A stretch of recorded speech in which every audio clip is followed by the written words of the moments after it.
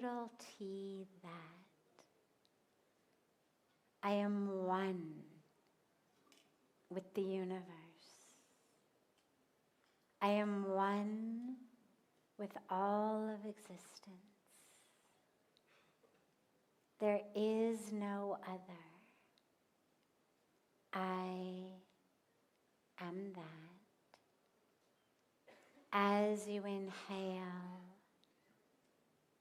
on the in-breath, just allow yourself very gently to chant silently to yourself.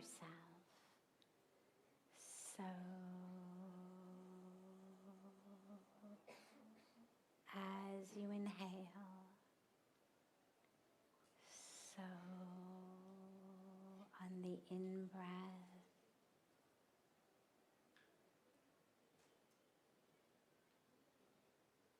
and as you exhale, on the out-breath, hum.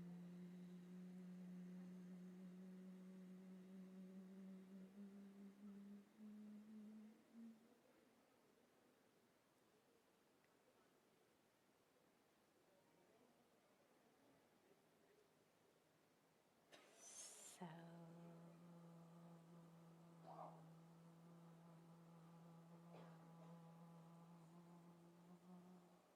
as you inhale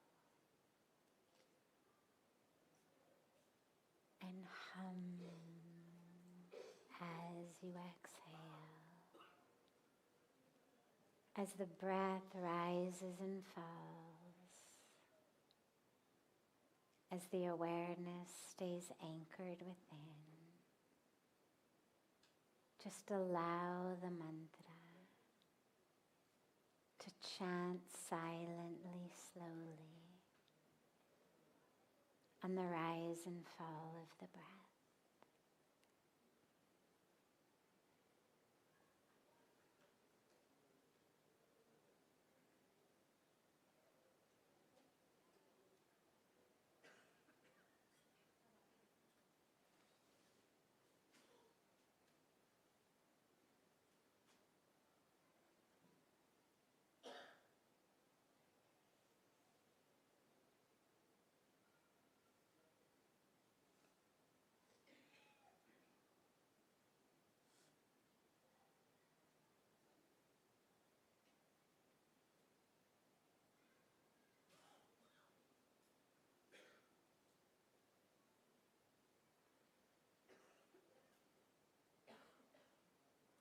Slowly and gently, bring the palms of your hands together at chest level in Namaste.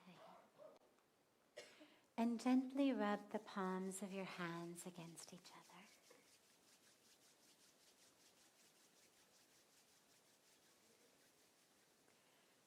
Press the palms of your hands into your closed eyes.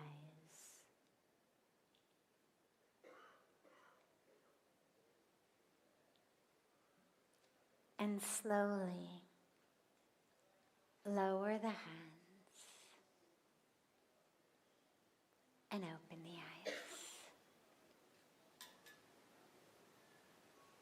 Welcome to Satsang. It's so beautiful to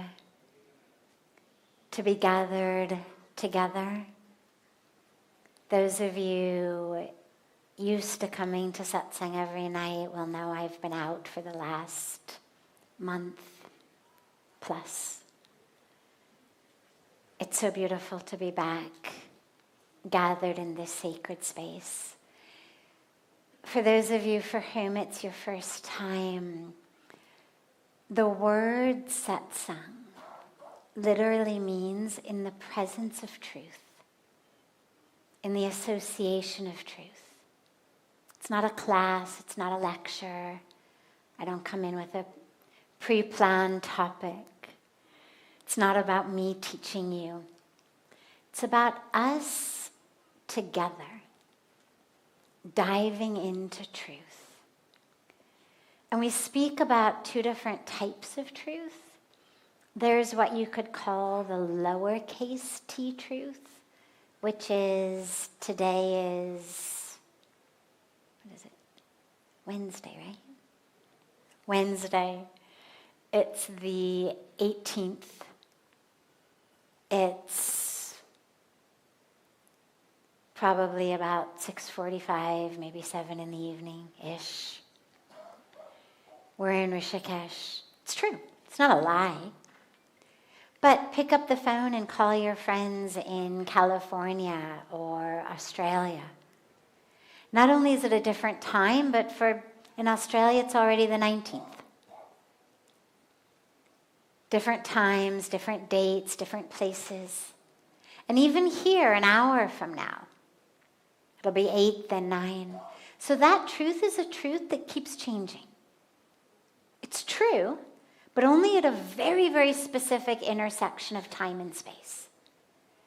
The truth that satsang speaks of is the capital T truth. That truth of who we are. So this is a place in which we come together to dive into that truth through the questions that keep us from living in that truth. And we have a beautiful online family that join us every night through this gift of technology.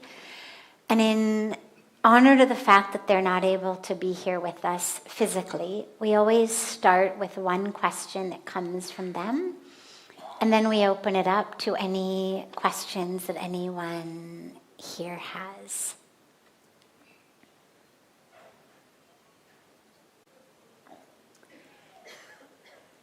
I am lately plagued with bad decision-making and self-doubt that is holding me back in so many ways. I want to understand myself so I can become a better and purposeful human being. How to deal with confusion when you're no longer motivated by the things that you once did, but you don't know how to move forward, especially when there is a loss of a frame of reference, such as a job.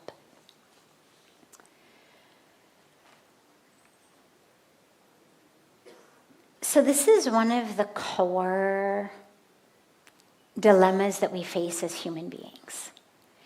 We don't know who we are, and so we don't know what to do.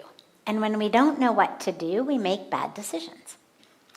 But it's interesting because if you look at nature, everything in nature knows what to do. They don't make mistakes. You don't see a peach tree emerging out of an apple seed. You don't see a caterpillar that, hangs out with millipedes and centipedes and so decides not to climb the tree, not to weave the cocoon, not to become a butterfly because it forgot. We tell stories about sheep and lions, but actually, sheep know their sheep, lions know their lions. A monkey runs up to the top of a roof, leaps off it. Dog doesn't. Dog could chase a bird to the top of a building. Bird flies off. The dog doesn't jump off after it. No matter how much it wants to catch it, there is something inherent within it that says, I don't have wings. I'm not a bird. They don't eat each other's food. Everything in nature knows exactly what to do, except us. We are the one species. Pujya Swamiji, my guru, always laughs. He said, when we're supposed to be eating, we sleep. When we're supposed to be sleeping, we eat. We eat things that are not even really food. It's no wonder that we are sick in our bodies, in our minds. But specifically with regard to this question, our frame of reference becomes our job. We don't know what to do. We don't know who we are. So we do the backwards. We understand who we are based on what we do. So maybe I grow up in a family of engineers. I become an engineer because, hey, that's what you have to do. I then say, who am I? I'm an engineer. I then lose my engineering job. And not only have I lost my job, I've lost my sense of self. When it never really was who I was. It was just what I studied in school, what I started doing because it was what I was told to do. These days were directed by culture, marketing, social media, some random influencer we follow. Half the time we don't even know why we're doing what we do. We just saw somebody on a billboard, someone on social media, someone told us what to do. Or someone scared us into, if you don't do that. And this is a beautiful opportunity. It's why losses and challenges so frequently are those that actually bring us deeper spiritually. It shouldn't have to be like that. We should be just as spiritually connected in times of bounty as we are in times of trouble. But so frequently it's those times of trouble that turn us inward. And it gives us an opportunity to say, okay, wait. I've lost a job. I haven't lost myself. I haven't lost the reason I was born. I haven't lost my dharma.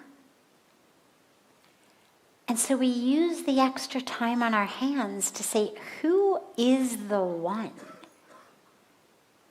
who used to show up at work? Who is that? And who's the one who watched it all happen? And this is this line of inquiry that takes us into contemplation. You go deep enough, it takes you into our beautiful philosophy of Vedanta. Who am I? Who am I? And you get finally to the point of realizing I am that light of awareness.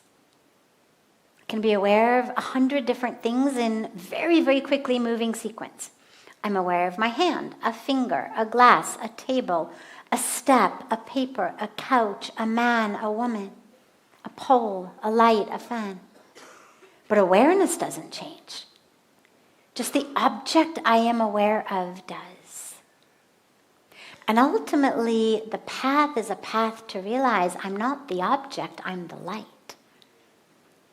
And so we come back to who we are. So use this time. You'll get another job, don't worry. Our motivation is misplaced when it's just about punching a time clock to get enough money to buy the things we want that we think are going to make us happy. Use this time to reevaluate, who am I? On a deep spiritual level, as consciousness, as divinity, but also in this human package, in this karmic journey, like, hey, I've come into this world with my unique set of circumstances, of situations, of challenges, of strengths. What am I here for? Because you never know how much time we have left. And one of the greatest tragedies is not only dying young, but dying at any age without actually having lived. So let these moments be moments that remind us, what am I actually here for? So use the time. Yes? Okay. Man pe control nahi. I was just going to say we have a microphone here for any other questions, but no problem. Bina mic, perfect. Okay.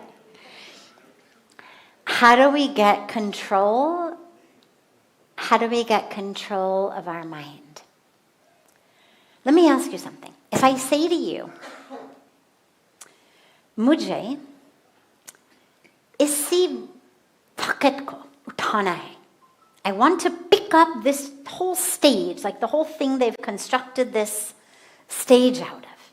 I want to pick it up, but I can't. I'm not strong enough. What should I do? Well, you'd probably say, go to the gym. Lift weights. Start small. Eventually you'll get there.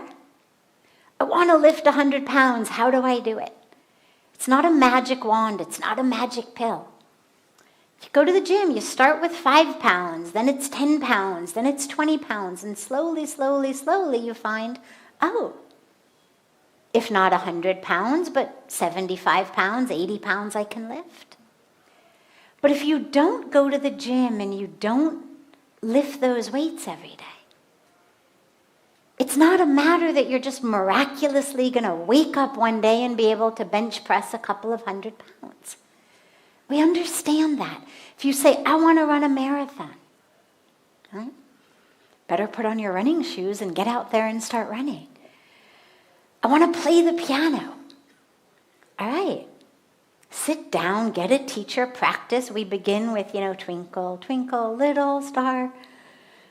And eventually, a year later, 5 years later, you can play something beautiful. 20 years later, you can play something even more beautiful. But the mind, it's so interesting because this is the universal complaint. Can't control my mind, can't control my mind. I have desires, fears, anxieties, negativity, judgment, or just the monkey mind. But we somehow expect that we're just going to wave a magic wand and I'm going to be able to do it. There's a reason that thousands of years ago, long before we had devices beeping and blinking and buzzing and distracting us every second, that our sages were already talking about the monkey mind. It's not our phone's fault. The phone has made it much worse, but it has just capitalized on a pre-existing weakness. The nature of the mind is to be a monkey. It's why the scriptures talk about the monkey mind. It's why the yogic philosophies and practices are given to us to quiet that. But we have to practice.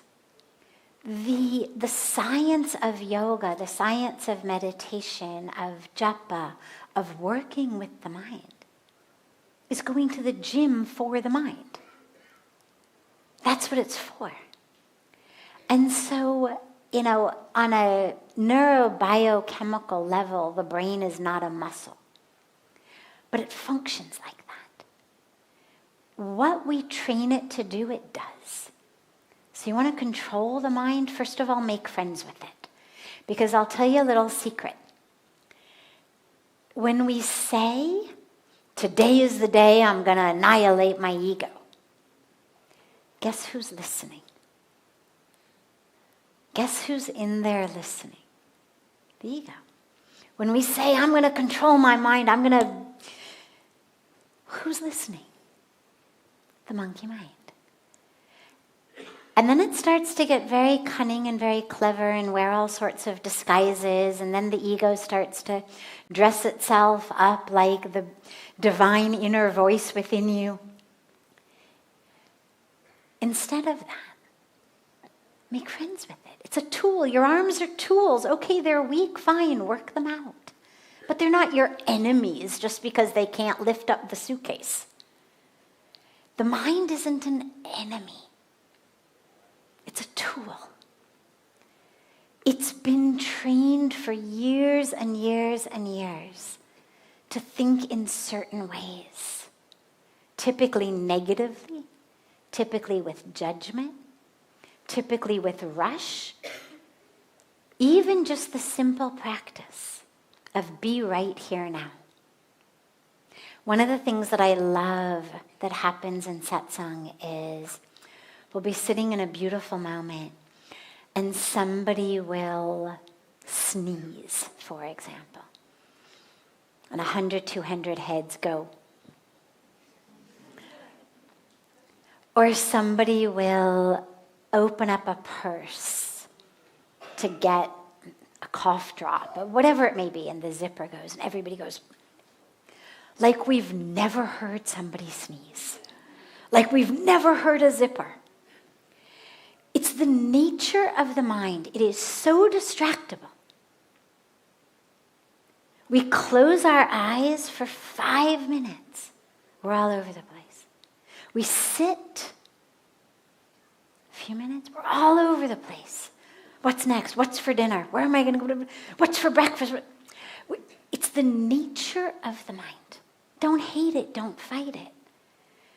But don't hand it the keys to your car.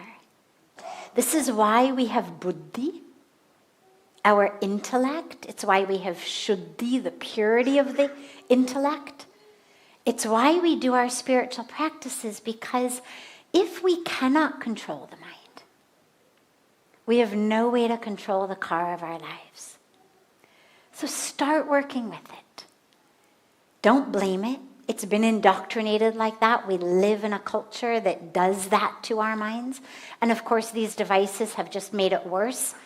The average attention span, when social media first came, it was give a video of 10 minutes, 12 minutes, 15 minutes.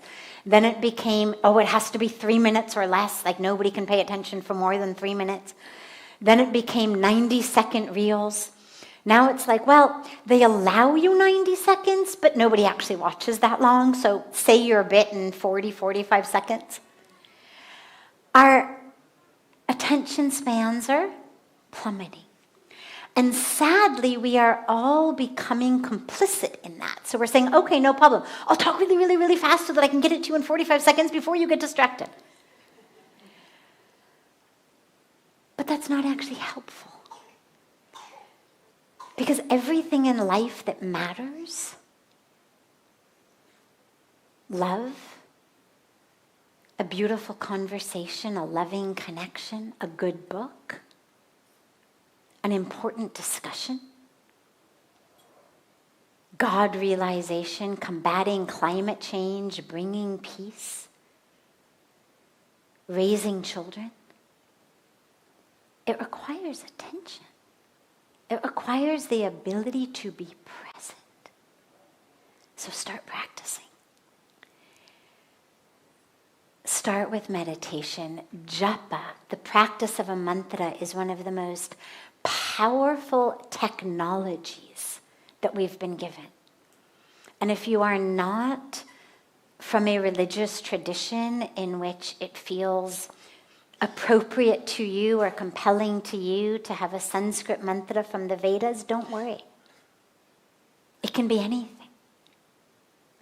But having that prayer, that name of God, divine word, whatever it is, that you can have chanting in your mind all the time, is one of the most powerful technologies to work with the mind.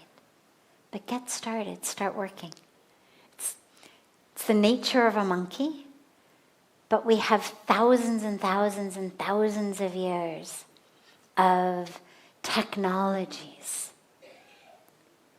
to teach us and to show us how to control that. It's like the Olympics are on. If you want to be inspired to do something with your body, turn on the TV, watch what these guys can do with their bodies. Right? Every time we say, I can't, it's impossible. Not impossible. We just haven't worked our bodies like that. And that's okay. But it reminds us it's possible. And in the same way, you may not be a rishi living in a cave in silence for decades. That's okay. You can be a householder in the world, but at least with the ability to have that muscle of your mind in your hands. Beautiful.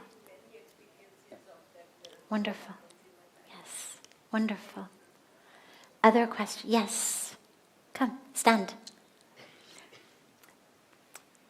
We have a little rule in satsang, which is kids first.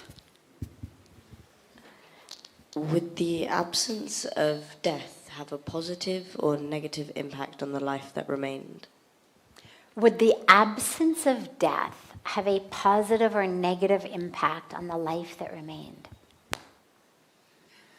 Anybody worried about the future of life on earth just needs to come listen to the kids who show up in satsang.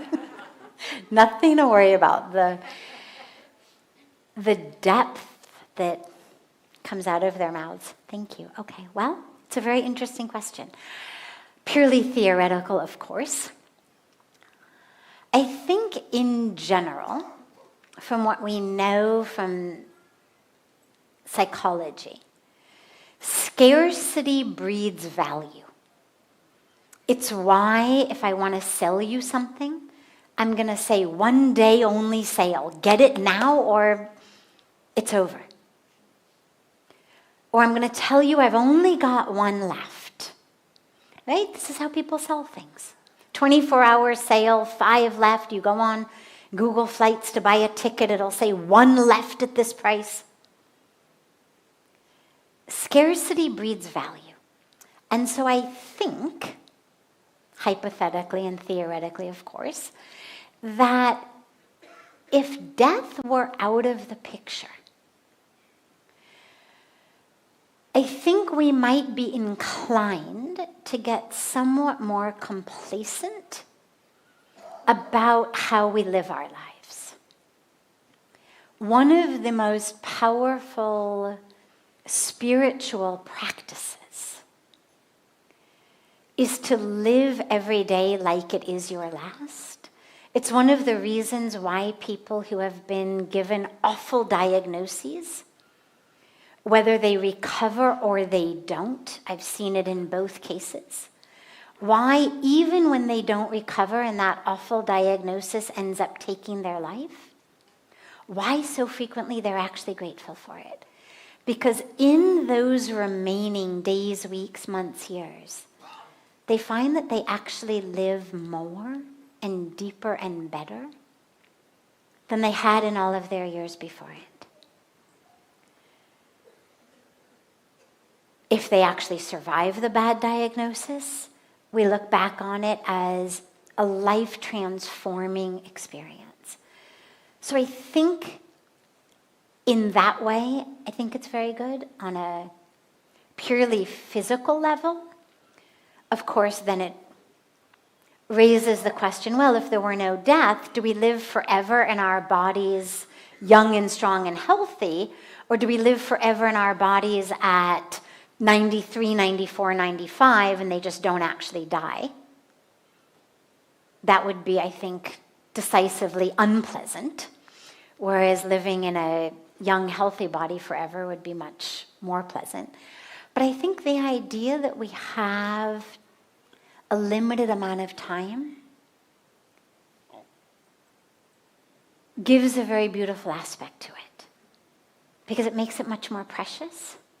And of course, as we believe in reincarnation, the universe is infinitely patient. So you wasted a lot of time in this life. Don't worry. You'll come back. Can do it again. Didn't quite get all of the lessons this time around. It's all right. Can come back. Do it again. But it's a very interesting thing to think about. But, you know, I have perfect faith in the divine, and I feel like if the nature of nature is that which is created has to perish, I'm good with that. Beautiful. But the last important piece of that, though, of course, to remember is the truth of who we are doesn't die. And so with death out of the picture, well, death is out of the picture for that consciousness, for that soul, for that divinity, for that truth of who you are. So it's this beautiful dichotomy in a way between the body that we lose, but that truth of who we are that actually stays. Thank you.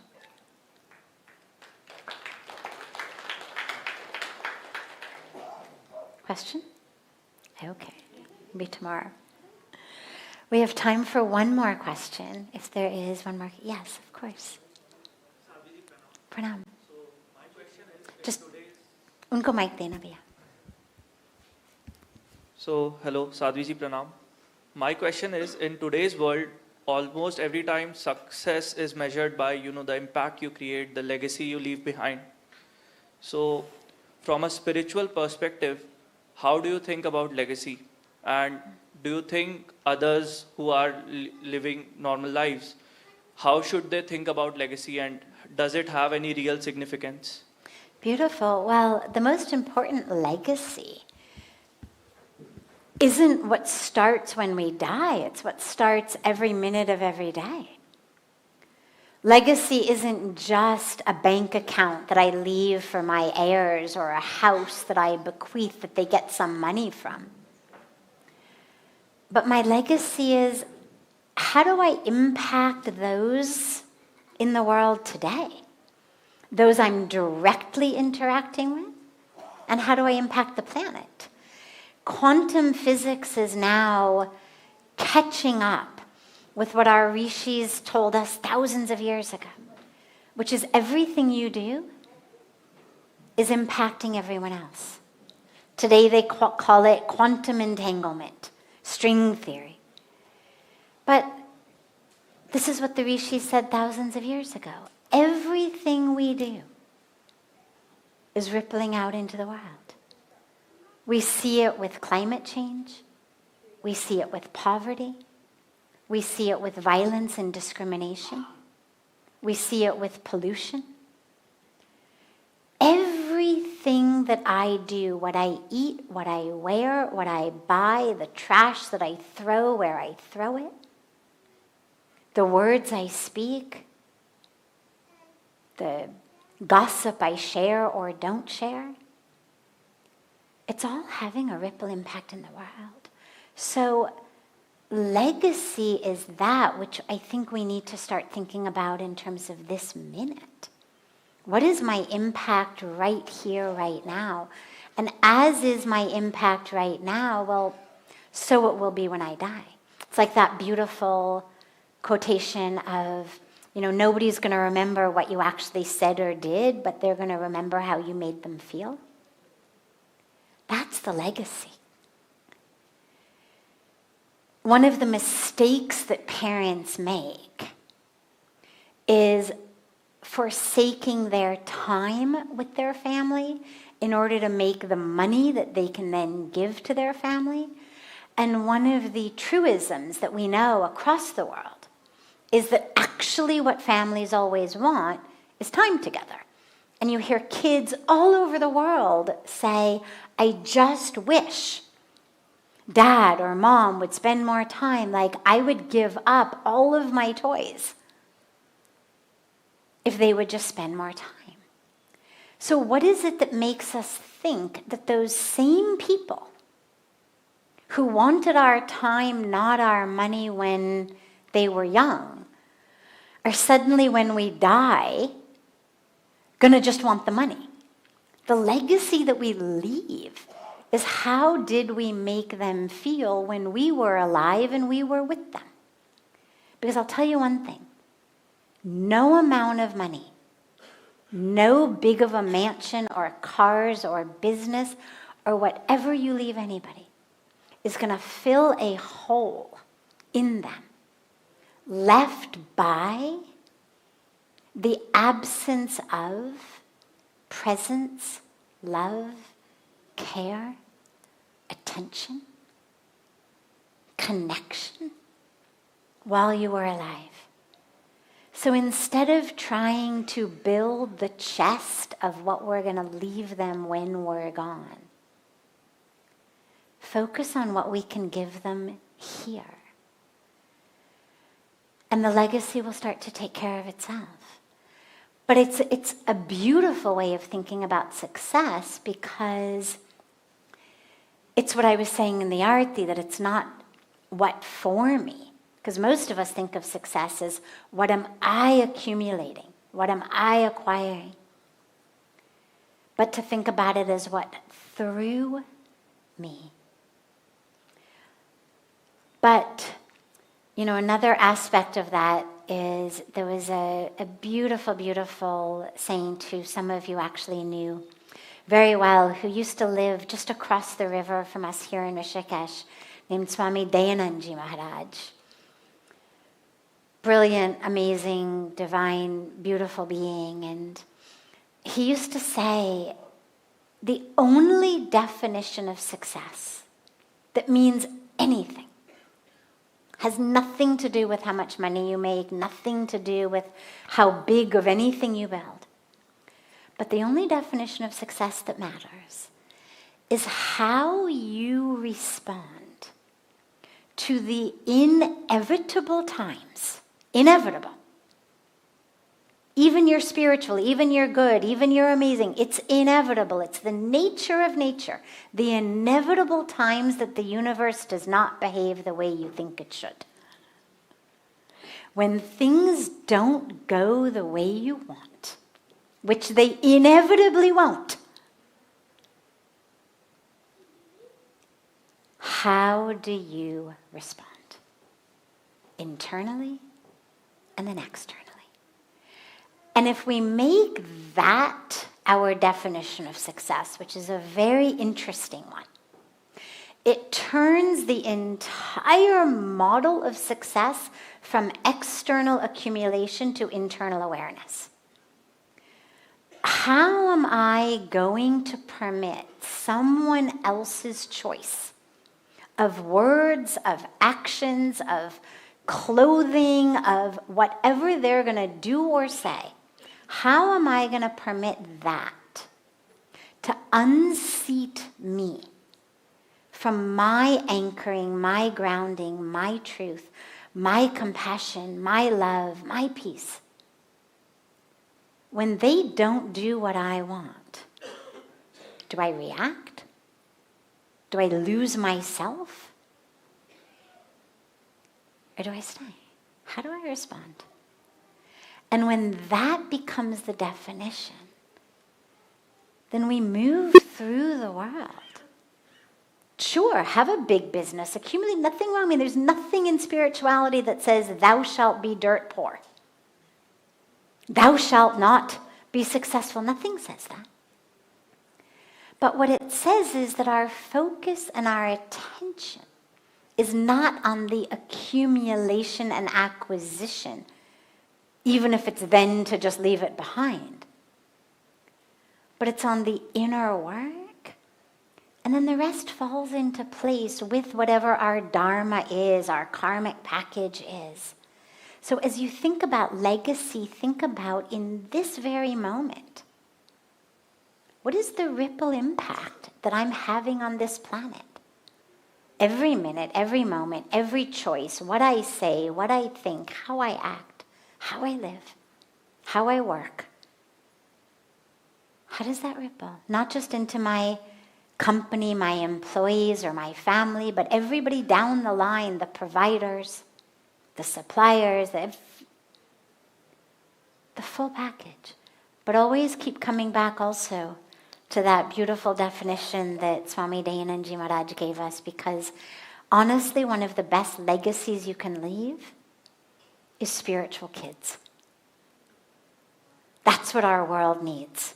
And so if your definition of success is that one, then that's how you're going to raise your kids. And then we're going to end up with more and more youth who are not reactive, not looking out only for themselves, not divisive, not materialistic. And then your legacy to the world is even bigger, much, much bigger than what you're directly leaving. Great. Have a beautiful, beautiful rest of your evening, everyone. A beautiful morning and day to our family joining us from all over the world online. And so much love to all of you.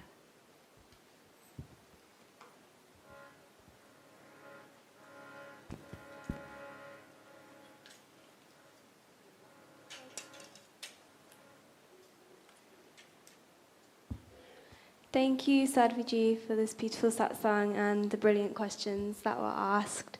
We'd love for you to all stay connected. Each night we live stream satsang on YouTube, Instagram and Facebook. You can find it by searching at Sadhviji. We also have some paper at the back, so if you didn't get an opportunity to ask your question tonight, you can write a question on the paper and Sadhviji will answer in a coming satsang. We also have little